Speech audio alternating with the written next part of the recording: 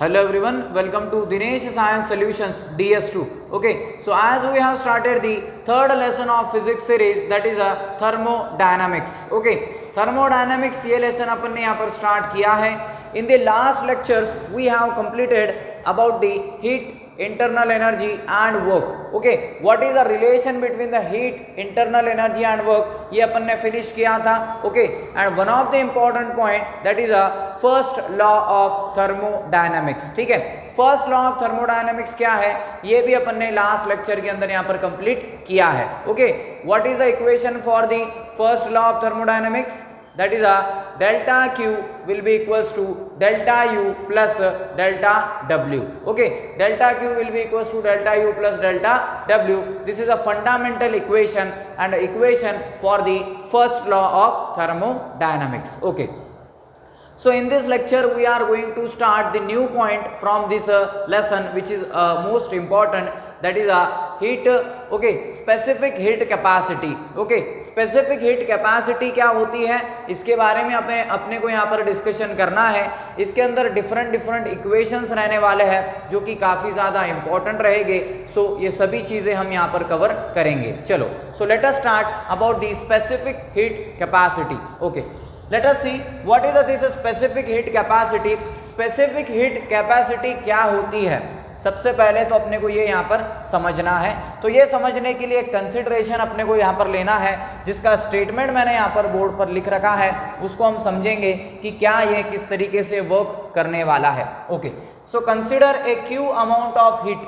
ठीक है, क्यू हमें पता है Q is the symbol for the heat.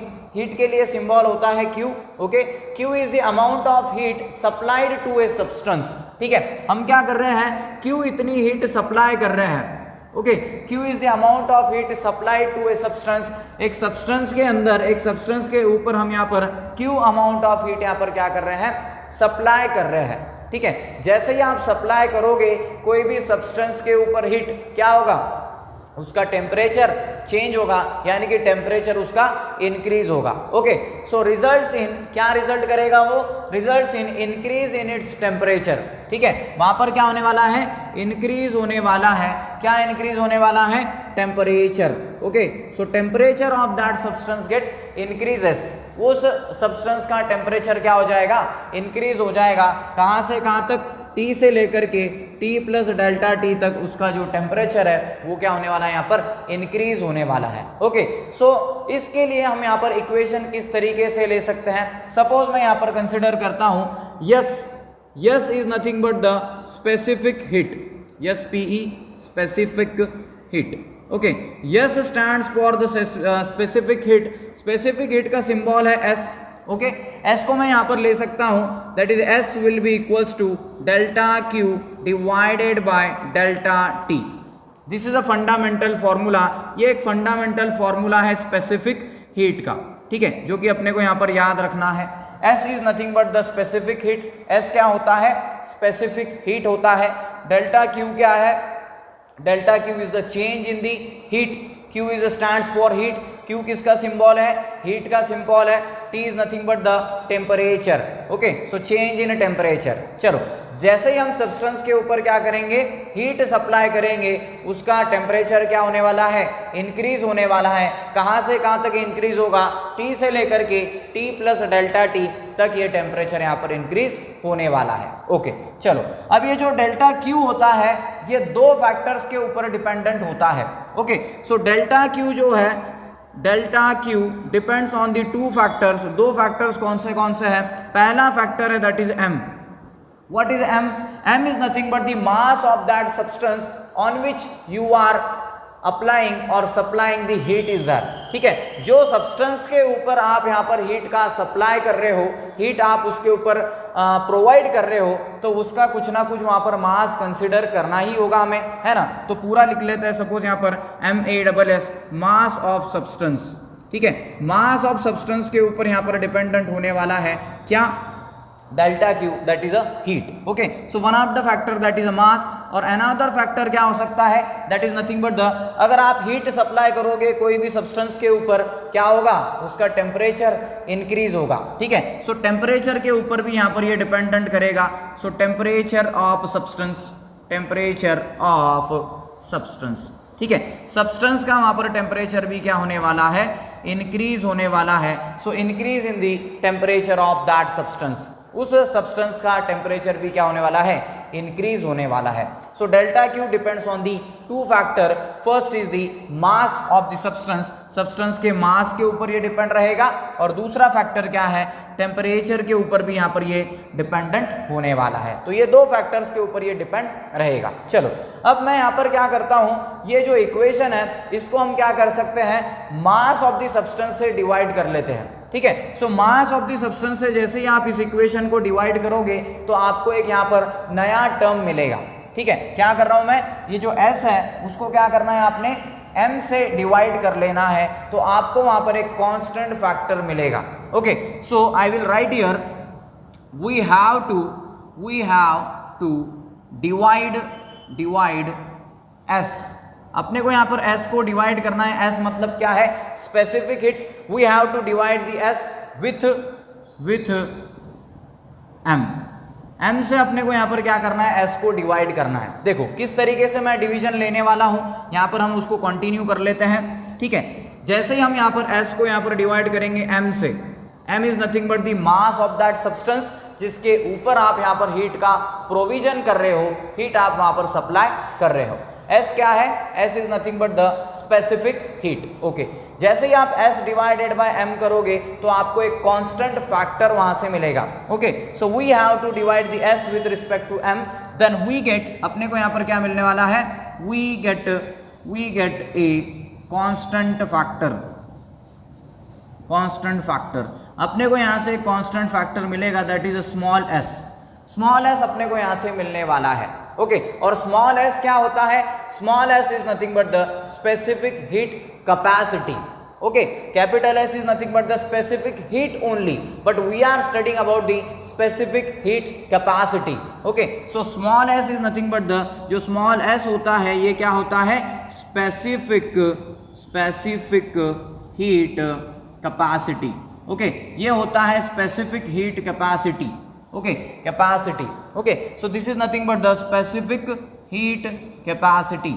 Specific heat capacity होता है ये मेरा स्मॉल s। ठीक है, small s is the specific heat capacity.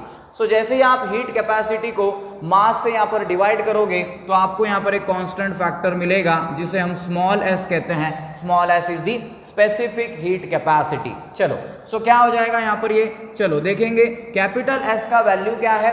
What is a capital S, capital S is the delta Q divided by delta T।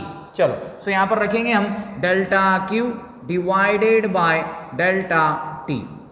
Okay, so delta Q divided by delta T, और ये जो मास रहेगा यहाँ पर क्या हो जाएगा, मल्टीप्लीकेशन के अंदर आ जाएगा कुछ इस तरीके से, that is 1 upon m delta Q divided by delta T।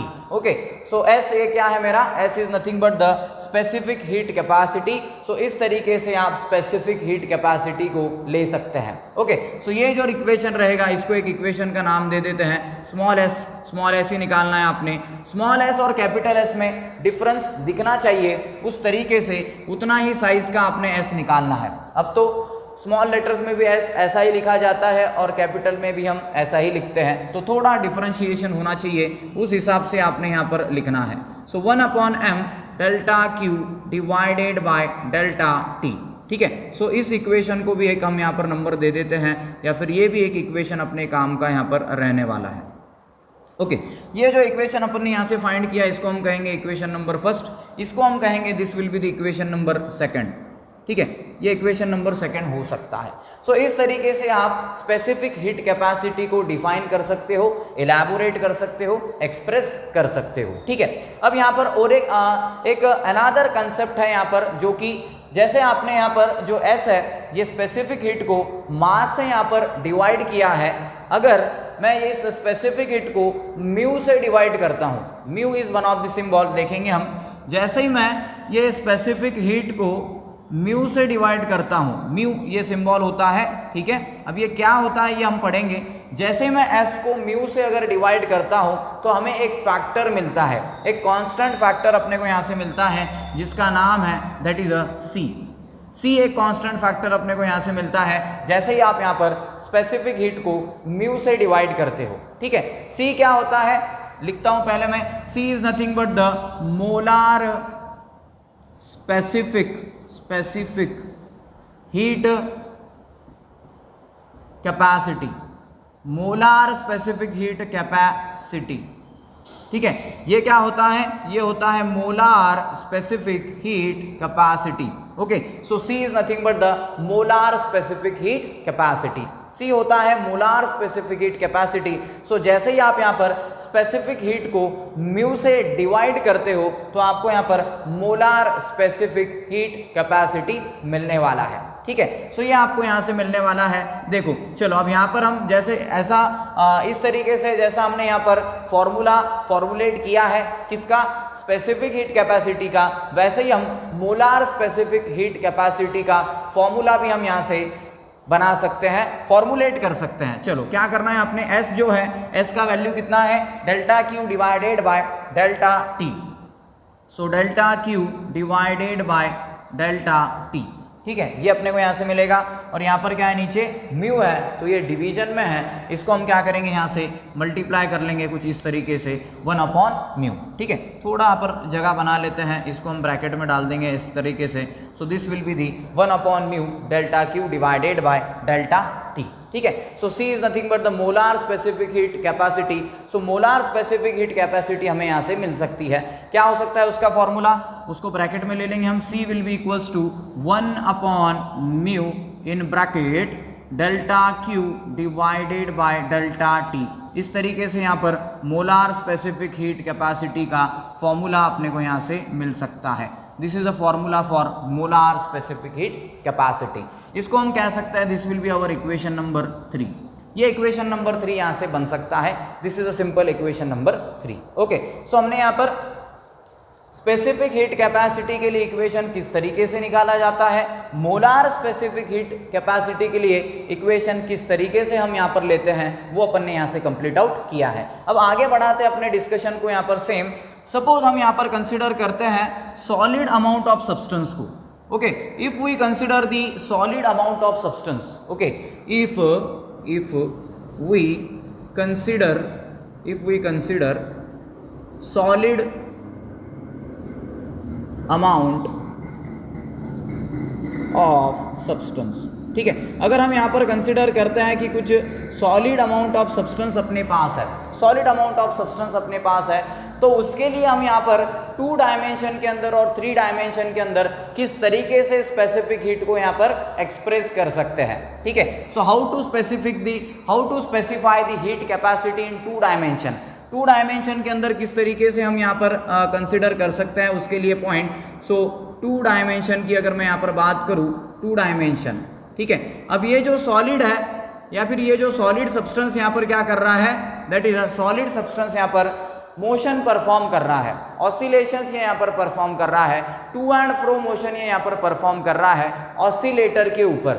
To and fro motion is performing by that substance, ठीक है। वो सब्सटेंस यहाँ पर क्या कर रहा है, to and fro, that is vibrational motion perform कर रहा है। तो उसके लिए 2 डायमेंशन के अंदर किस तरीके से हम यहाँ पर इक्वेशन बना सकते हैं, ये इतना यहाँ पर इंपॉर्टेंट नहीं है, इसके आगे का पॉइंट और ये इतना पार्ट जो है ये काफ़ी ज़्यादा यहाँ पर इंपॉर्टेंट है, ठीक है। सो 2 डायमेंशन के अंदर अगर कोई पार्टिकल वाइब्रेशन परफॉर्म करता है, मतलब up and down motion mean position के ऊपर, तो उसके लिए हम इक्वेशन किस तरीके से ले सकते हैं, तो उसके लिए इक्वेशन हो सकता है that is 2 × half of kBt, ठीक है। सो 2 × हाफ ऑफ kBt, इस तरीके से आप वहां पर इक्वेशन को एक्सप्रेस कर सकते हैं। सो यहाँ से ये 2 और 2 यहाँ से कैंसिल हो जाएगा और क्या बचेगा, सिर्फ वहां पर 2 डायमेंशन के अंदर जो एनर्जी होती है पार्टिकल की, जो कि वाइब्रेशंस परफॉर्म कर रही है उसके मेन पोजीशन के ऊपर, तो वो आपको यहाँ से क्या मिलेगी, सिर्फ और सिर्फ kBt, इतनी एनर्जी आपको वहां से मिलने वाली है, ठीक है। अब अगर हम 3 डायमेंशन की अगर बात करते हैं, सो 3 डायमेंशन के अंदर उस सब्सटेंस की एनर्जी किस तरीके से होने वाली है वो देखते हैं। What will be the energy in the 3 dimensions. 3 dimension के अंदर एनर्जी किस तरीके से होगी, 3 डायमेंशन के अंदर आप डायरेक्टली लिख सकते हो that is 3 kBt। 3 kBt this will be the energy, इतनी एनर्जी वहां पर होने वाली है उस पार्टिकल की, उस सब्सटेंस की जो वहां पर वाइब्रेशंस परफॉर्म करने वाला है, to and fro motions perform करने वाला है मीन पोजीशन के रिस्पेक्ट में, ठीक है। सो इस तरीके से हम यहाँ पर एनर्जी को ले सकते हैं। 3 kBt को हम 3RT भी लिख सकते हैं, या फिर 3R ही अपने को यहाँ पर लिखना होता है, इसको हम यहाँ पर 3RT भी कंसिडर कर सकते हैं। 3RT भी हम इसको यहाँ पर कंसिडर कर सकते हैं, ठीक है। सो इसी के थ्रू आप यहाँ पर मोलार स्पेसिफिक हीट कैपेसिटी को भी कंसिडर कर सकते हैं कुछ इस तरीके से, C will be equals to delta Q divided by delta T, okay. C will be equals to delta Q divided by delta T, that can be taken as only 3R। तो ये भी आपको यहाँ से एक इक्वेशन मिल सकता है। ये इक्वेशंस किसके लिए थे? ये इक्वेशंस थे कोई भी सब्सटेंस है वो vibrations, that is vibrations perform करता है मीन पोजीशन के ऊपर, तो उसकी एनर्जी कितनी रहेगी 2 डायमेंशन के अंदर एंड 3 डायमेंशन के अंदर, वो हमने यहाँ से चेकआउट की है, ठीक है। चलो अब आगे बढ़ते हैं। आगे अपने को यहाँ पर पढ़ना है, that is most important point, specific heat capacity of water. Water का स्पेसिफिक हीट कैपेसिटी किस तरीके से लिया जाता है वो अपन यहाँ से कवर करेंगे, okay. So let us start. Specific heat capacity of water, okay. Water का स्पेसिफिक हीट कैपेसिटी किस तरीके से हम यहाँ पर चेकआउट कर सकते हैं, किस तरीके से यहाँ पर इक्वेशंस होने वाले हैं, इसके ऊपर हम यहाँ पर बात करेंगे, ओके। सो वाटर का स्पेसिफिक हीट आपको यहाँ पर चेंज करना है। इसके पहले हम थोड़ा यहाँ पर डिस्कशन कर लेते हैं कि हीट जो है, हीट का ओल्डर यूनिट क्या है, okay. Heat has a older unit, heat के पास एक ओल्डर यूनिट है, कौन सा? That is a calorie. Calorie is the older unit for the heat, okay. Calorie was the older unit for the heat.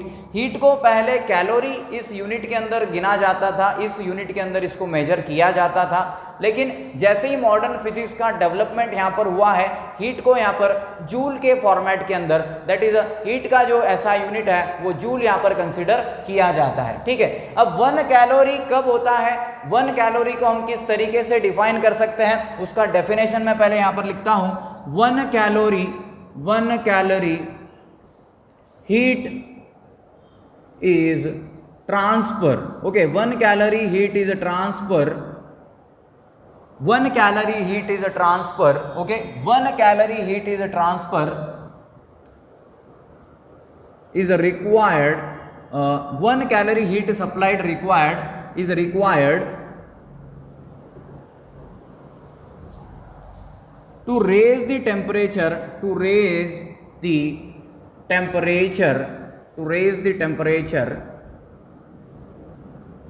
of 1 gram of water by 1 degree Celsius. देखो क्या है definition, 1 calorie heat is a transfer. 1 calorie heat यहाँ पर जब transfer होती है, मतलब 1 calorie का ये सिंपल डेफिनेशन है, 1 calorie heat is a transfer. 1 calorie यहाँ पर हीट ट्रांसफर होने वाली है, कब होती है 1 कैलोरी हीट ट्रांसफर? जब यहाँ पर रिक्वायरमेंट होता है, किसका रिक्वायरमेंट होता है? जब यहाँ पर रिक्वायरमेंट होता है रेजिंग द टेम्परेचर का, ठीक है। जब यहाँ पर टेम्परेचर बढ़ता है, कितना बढ़ता है, किसका बढ़ता है? 1 ग्राम ऑफ वाटर। जब 1 ग्राम ऑफ वाटर का टेम्परेचर यहाँ पर इंक्रीज होने वाला है, कितने से? 1 डिग्री सेल्सियस से, ठीक है। मतलब जब भी आप हीट सप्लाई करने वाले हो कोई भी सब्सटेंस के ऊपर, या फिर हम बेसिकली यहाँ पर वाटर की बात कर रहे हैं, जब भी हम वाटर के ऊपर हीट का ट्रांसफर करेंगे तो वाटर का टेम्परेचर इंक्रीज होना चाहिए, कितना? 1 डिग्री सेल्सियस, ठीक है। सो जैसे ही हम हीट सप्लाई करेंगे वाटर के अंदर, वाटर के ऊपर, तो वाटर का जो टेम्परेचर है वो वहाँ पर इंक्रीज होना चाहिए 1 डिग्री सेल्सियस से, तब हम बोलेंगे वो जो है that is a calorie, 1 calorie वहाँ पर हीट का ट्रांसफर हुआ है। मतलब यहाँ पर मुझे क्या बताना है आपको, 1 कैलोरी हीट का ट्रांसफर होता है कब? जब टेम्परेचर ऑफ वाटर इंक्रीज होता है, 1 ग्राम ऑफ वाटर का टेम्परेचर इंक्रीज होता है 1 डिग्री सेल्सियस से, तब हम कहते हैं वहां पर 1 कैलोरी हीट का वहां पर ट्रांसफर हुआ है, सप्लाई हुआ है। ठीक है, एक सिंपल ग्राफ अपने को यहाँ पर स्टडी करना है। हम यहाँ पर इंटरेस्टेड किसके अंदर है? Specific heat capacity of water. हमें यहाँ पर specific heat capacity of water के बारे में पढ़ना है ना। Specific heat capacity of water किस तरीके से होता है? देखो, सबसे पहले हमें यहाँ पर ग्राफ ड्रॉ करना पड़ेगा, ग्राफ प्लॉट करना होगा। Suppose this is our x axis, ये अपना एक्स एक्सिस है, ऐसा हम कंसिडर कर लेते हैं। और यहाँ पर एक एक्सिस में यहाँ से ड्रॉ करूँगा, this is our Y axis. Okay, ये अपना एक वाई एक्सिस है। एक्स एक्सिस के ऊपर हम यहाँ पर कंसिडर करेंगे टेम्परेचर्स को। Okay, so temperatures are consider on the X axis. X axis के ऊपर हम यहाँ पर टेम्परेचर को कंसिडर करने वाले हैं। वाई एक्सिस के ऊपर हम यहाँ पर कंसिडर करेंगे स्पेसिफिक हीट को। ओके, तो थोड़ा इसको इधर ले लेते हैं, हम वैल्यूज लिखने वाले हैं तो हमें स्पेस चाहिए वहाँ पर। सो ये यहाँ पर रहने वाला है specific heat. Okay, so specific heat कुछ इस तरीके से मैं वाई एक्सिस के ऊपर यहाँ पर प्लॉट करूँगा। सो यहाँ पर जो रहेगा अपना ओरिजिन रहेगा, this is O point, here will be the temperature 20 degree Celsius, here will be the 40, here will be the 60, here will be the 80 and here the 100। Okay, इस तरीके से हम यहाँ पर टेम्परेचर को कंसीडर करने वाले हैं। ओके, सो यहाँ पर जो हम यहाँ पर वैल्यूज लेने वाले हैं हीट कैपेसिटीज के लिए, दैट विल बी सपोज 0.996, यहाँ पर हम लेंगे वैल्यू, दैट इज 1.000, यहाँ पर हम वैल्यू लेंगे 1.004, here will be the value 1.008।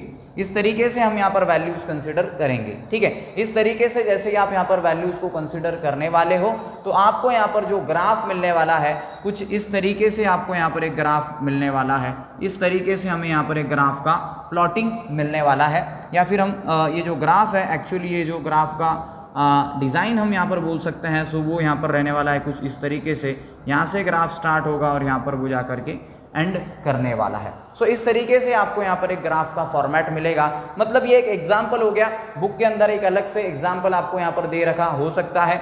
ये टेम्परेचर है और ये स्पेसिफिक हीट है, इस तरीके से यहाँ पर ये क्या करता है, वेरिएशन अपने को यहाँ पर बताता है। ठीक है, वेरिएशन अपने को ये इस तरीके से यहाँ पर बताता है, वो हम यहाँ पर कंसीडर कर सकते हैं। सो एक्चुअली ये जो ग्राफ है इस तरीके से ही हम यहाँ पर प्लॉट कर लेते हैं। सो this will our simple graph is that, इस तरीके से यहाँ पर आपका ये ग्राफ होने वाला है, ऐसा हम यहाँ पर कंसीडर कर सकते हैं। So specific heat and temperature के बीच में एक सिंपल ग्राफ का फॉर्मेशन यहाँ पर ले सकते हैं for defining the specific heat capacity of water. ठीक है, अब वाटर जो स्पेसिफिक हीट होती है वो यहाँ पर किस तरीके से वैरी होती है, एक स्पेसिफिक वैल्यू रहता है इसका, जो कि वैल्यू होता है that is nothing but the 4186 joule पर केजी केल्विन। इस तरीके से यहाँ पर इसका यूनिट लिया जाता है। ये यूनिट कहाँ से आया वो हम यहाँ से देखेंगे। देखो, सपोज मैंने यहाँ पर कंसिडर किया, this is nothing but S is nothing but the specific heat capacity. ये स्पेसिफिक हीट कैपेसिटी है, इसका यूनिट भी हम यहाँ पर ले सकते हैं, जो कि मैं आपको यहाँ पर बताना थोड़ा रह चुका था मेरा। सो ये क्या है, स्पेसिफिक हीट कैपेसिटी है। क्यू क्या है, हीट, उसका यूनिट क्या रहता है, जूल पर। ओके, जूल पर क्यू लिया, नीचे क्या है, मास, मास का यूनिट क्या रहेगा, kilogram. Time that is temperature का यूनिट क्या रहेगा, केल्विन। सो ये यहाँ पर इसका यूनिट होता है जूल पर केजी केल्विन। इस तरीके से हम इसका यूनिट ले सकते हैं। Specific molar that is molar specific heat का भी हम यहाँ पर यूनिट ले सकते हैं। किस तरीके से इसका यूनिट रहेगा, क्यू का यूनिट होने वाला है जूल। ओके, जूल पर, म्यू का यूनिट होता है मोल, मोल। टेम्परेचर का यूनिट लेते हैं हम केल्विन। सो जूल पर मोल केल्विन, इस तरीके से भी आप यहाँ पर यूनिट ले सकते हो मोलार स्पेसिफिक हीट कैपेसिटी का। ठीक है, इस तरीके से हम यहाँ पर इसका यूनिट ले सकते हैं। इसी तरीके से मैंने यहाँ पर भी यूनिट कंसिडर किया है 4186 जूल पर केजी केल्विन। इसको ही हम यहाँ पर जूल के ग्राम से केल्विन के अंदर भी कन्वर्ट कर सकते हैं, जैसे कि 4.186 जूल पर ग्राम केल्विन। इस तरीके से भी आप इसका यूनिट यहाँ पर कंसिडर कर सकते हैं। ठीक है, सपोज आपके पास में 1 ग्राम ऑफ जो वाटर है, 1 ग्राम वाटर है, उसका टेम्परेचर सपोज आपके पास 14.5 डिग्री सेल्सियस है। ठीक है। सो 1 कैलोरी हीट ट्रांसफर हो रही है, कब कहोगे आप, जब इसका जो टेम्परेचर है 1 डिग्री सेल्सियस से इंक्रीज होगा, तब हम कहेंगे, जैसे कि हमने डेफिनेशन के अंदर लिखा है 1 कैलोरी ऑफ हीट हम जब ट्रांसफर करते हैं 1 ग्राम ऑफ वाटर के अंदर, तब उसका जो टेम्परेचर है वो 1 डिग्री सेल्सियस से इंक्रीज होता है, तब आप कहते हो कि वहां पर 1 कैलोरी हीट का ट्रांसफर हो रहा है। सो 14.5 डिग्री सेल्सियस का कन्वर्जन 15.5 डिग्री सेल्सियस के अंदर अगर हो रहा है, मतलब 1 डिग्री सेल्सियस का यहाँ पर वेरिएशन है, 1 डिग्री सेल्सियस यहाँ पर इंक्रीज हो रहा है, तब आप क्या कहते हो, 1 कैलोरी ऑफ हीट वहां पर ट्रांसफर हो रही है, 1 कैलोरी ऑफ हीट का ट्रांसफर वहां पर हो रहा है। Okay, so this is a simple point. Next point को हम यहाँ पर चेकआउट कर लेते हैं, जो कि स्पेसिफिक हीट कैपेसिटी के अंदर अपने को पढ़ना है। बेसिकली हम यहाँ पर specific heat capacity of gases के बारे में पढ़ेंगे। Specific heat capacity of ideal gas. Ideal gas का हमें यहाँ पर स्पेसिफिक हीट कैपेसिटी कंसीडर करना है, किस तरीके से हम यहाँ पर इक्वेशंस को लेने वाले हैं और क्या उसकी कंडीशन रहने वाली है, सबसे पहले ये अपन यहाँ पर समझेंगे। ठीक है, सबसे पहले मैं यहाँ पर अगर कंसीडर करता हूँ कोई भी आइडियल गैस है, आइडियल मीन्स किस तरीके से वहाँ पर वो मूवमेंट करेगी, किस तरीके से उसके मॉलिक्यूल्स यहाँ पर मूव करने वाले हैं, वो हम यहाँ पर समझेंगे। सो फर्स्ट स्पेसिफिक हीट हम यहाँ पर कंसिडर करेंगे, specific heat of gas at a constant volume. ठीक है, एक बार हमें यहाँ पर क्या करना है, वॉल्यूम को कांस्टेंट रखना है, इक्वेशन लूंगा मैं आगे। और सेकंड जब केस हम यहाँ पर देखेंगे, that is nothing but a specific heat of gas, gas का ही स्पेसिफिक हीट ये यहाँ पर रहने वाला है एट कांस्टेंट प्रेशर। ठीक है, एक बार हमें यहाँ पर वॉल्यूम को यहाँ पर कांस्टेंट रखना है, दूसरी समय हमें यहाँ पर प्रेशर को कांस्टेंट रखना है, और उसके लिए हमें यहाँ पर इक्वेशन लेना है। हम यहाँ पर C को कंसीडर करने वाले हैं। C क्या है, अभी अपन ने यहाँ पर चेकआउट किया है, that is a molar specific heat capacity. Okay, so molar specific heat capacity को हम यहाँ पर से चेकआउट करेंगे, इसको हम यहाँ पर कंसिडर करेंगे मोलार स्पेसिफिक हीट कैपेसिटी को। ठीक है, सो मोलार स्पेसिफिक हीट कैपेसिटी का यूज करके हमें एक इक्वेशन को यहाँ पर डिराइव करना है, जो कि काफ़ी ज़्यादा सिंपल है, देखेंगे। चलो, सो मोलार स्पेसिफिक हीट कैपेसिटी, एक बार हमें यहाँ पर क्या करना है, वॉल्यूम को कांस्टेंट रखना है, और दूसरी समय हमें यहाँ पर प्रेशर को कांस्टेंट रखना है। ठीक है, सो सबसे पहले मैं एक इक्वेशन लेना चाहूँगा यहाँ पर, that is Cp minus of Cv will be equals to R। Okay, so Cp minus of Cv will be equals to R, ये एक सिंपल अपने पास में इक्वेशन है यहाँ से। ओके, Cp क्या होता है, C is nothing but the molar specific heat with a constant pressure, molar specific heat with a constant volume.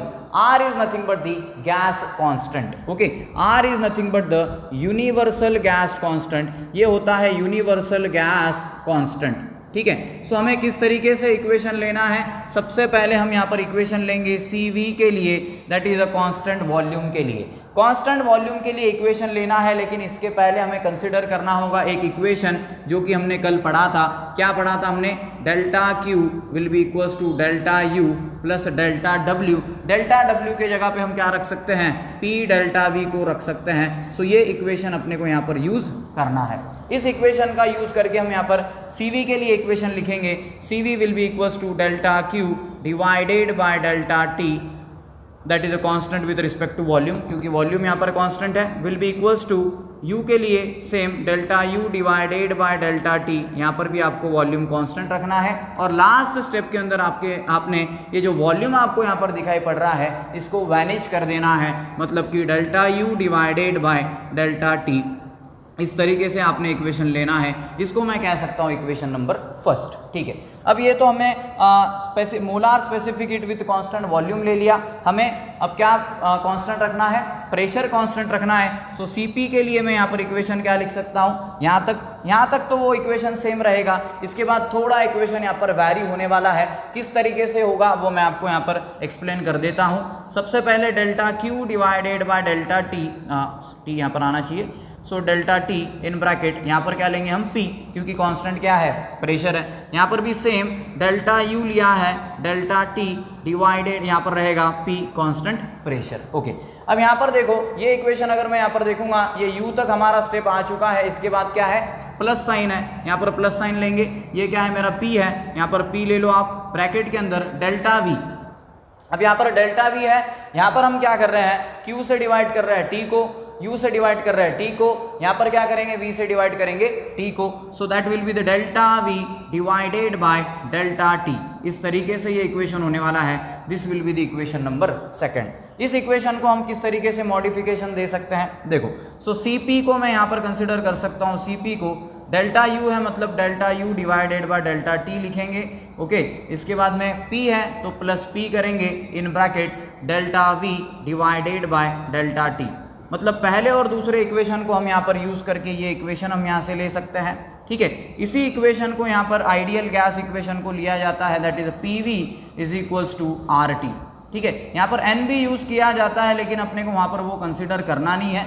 इस इक्वेशन को देख करके हम और एक इक्वेशन यहाँ पर मॉडिफाई कर सकते हैं। किस तरीके से कर सकते हैं, प्रेशर है PV, P मतलब क्या है, सेम यहाँ पर अपने को Cp कंसिडर करना है, V मतलब हम यहाँ पर delta V divided by delta T रखेंगे। इसी इक्वेशन को लास्ट इक्वेशन डिराइव कर देता हूँ यहाँ पर, P in bracket delta V divided by delta T, okay, will be equals to R, only R, not is there is no need of the taken to T को लेने की यहाँ पर ज़रूरत नहीं है क्योंकि T यहाँ पर एक्चुअली आ चुका है। ये दो इक्वेशन काफ़ी ज़्यादा यहाँ से इंपॉर्टेंट है। This is a specific heat capacity of ideal gas, ये आइडियल गैस का स्पेसिफिक हीट कैपेसिटी है। सो हमने वाटर का स्पेसिफिक हीट कैपेसिटी देखा। सबसे पहले स्पेसिफिक हीट क्या होती है, स्पेसिफिक हीट कैपेसिटी क्या होती है, मोलार स्पेसिफिक हीट क्या होती है, वाटर के केस में स्पेसिफिक हीट कैपेसिटी क्या होती है, गैसियस के केस में स्पेसिफिक हीट कैपेसिटी क्या होती है, ये सभी पॉइंट्स हमने यहाँ पर चेकआउट किए हैं। So today we shall stop over here, next part will continue in next lecture. Thank you very much.